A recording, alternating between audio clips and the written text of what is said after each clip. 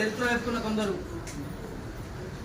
దేశం భక్తులుగా చెప్పేవాళ్ళు పరిపాలించారు. వాళ్ళందరూ కూడా దేశాన్ని దోసుకొని పోయారు. ఇక్కడి నుంచి అక్బరు బాబర్ అంతా కూడా ఇక్కడి నుంచి తీసుకొని పోయిన వాళ్ళే తప్ప ఇది కర్మభూమి.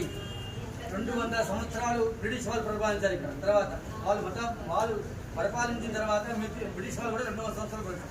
అయినా మన సనాతన సాంప్రదాయం చెక్కు చెదరుగా ఉండకుండా ఉండడానికి కారణం ఏంటయ్యా అంటే మన అమ్మలు ఉన్నారు కదా, పెద్దమ్మలు, తాతలు ముత్తాతలు ఉన్నారు. గడపకు బొట్టు పెడుతుంటారు ఇప్పుడు కూడా పల్లెటూర్లలో. వాళ్ళదయ్యా నిజమంటే సాంప్రదాయం. ఎంత 80 ఏళ్ళు వచ్చినా సరే గడప గడిగి లక్ష్మీదేవికి బొట్టు పెడుతుంటారు. అలాంటి ధర్మములో మనం పుట్టినాం.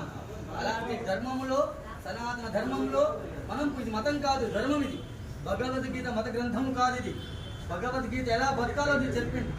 ఎవరిని హాని చేయమని చెప్పలేదు. చేసిన కర్మ అనుభవించక తప్పదు. చూస్తున్నాం కదా, ఎవరైనా సరే కర్మ బలం చేరుస్తుందని చెప్పేదే సనాతన ధర్మం.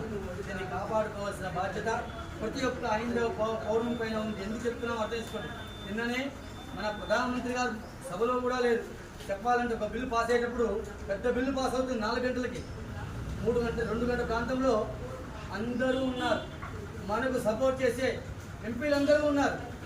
మన హిందువులే ఎంపీలే ఉండి కూడా దానికి వ్యతిరేకంగా ఓటు వేశారు. పక్ష బిల్లు వాళ్ళని గెలిపించుకుంటారో ఓడగొట్టుకుంటారో మీ ఇష్టం.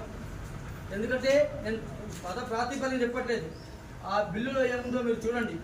నాది అంటే వాళ్ళదే. అది అలాంటి బిల్లు సవరణ చేసినప్పుడు హిందువు అయి ఉండి, ఇది నేను ఖచ్చితంగా వేసేది హిందువులు అయి ఉండి బొట్టు పెట్టుకుని పెద్ద పెద్ద మాలలు వేసుకొని, అయ్యప్ప మాలలు వేసుకొని, ఆ మాలలు వేసుకొని, ఈ మాలలు వేసుకొని కూడా ఆ బొట్టును, ఆ బిల్లును వ్యతిరేకించిన హిందువులు ఉన్నారు. అందులో ఉన్న పార్లమెంట్ మెంబర్స్ అంతా 24 మంది ముస్లిమ్స్.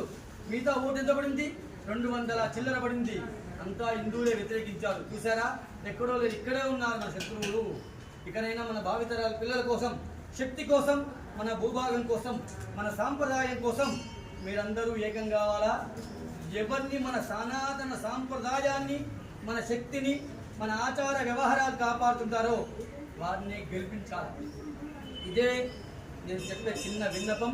రేపు 12వ తేదీ సాయంత్రం 5:30 మన రమ్య గ్రౌండ్ నుంచి దాదాపు అన్ని దేవాలయాలు కూడా కవర్ చేసుకుంటూ విజయోత్సవ ర్యాలీ కలదు. దయచేసి ఇక్కడైనా బయటికి రండి. బిల్డింగ్ నుంచి చూడకుండా మీరందరూ, నేను ఉంటాను మీతో పాటు, మనందరం ఉందాం. అందరం ఎవరం? భగవత్ బంధువులమే. లేకపోతే కాలగర్భంలో కలిసిపోతాం. 10 దేశాలు పోయినాయి. ఈ యొక్క చిన్న భూభాగం ఉంది, దీన్ని కాపాడుకుందాం. నిన్న రామసేతు వెళ్ళినాడు. మంజశ్రీ ప్రధానమంత్రి గారు అక్కడ బ్రిడ్జి ఓపెన్ చేసినారు. ఎందుకంటే ఒక ప్రధానమంత్రి ప్రతి ఒక్క దగ్గరికి మన సాంప్రదాయంలో వెళ్తున్నారు. చూడండి మీరు, ఇది సత్యం. అలా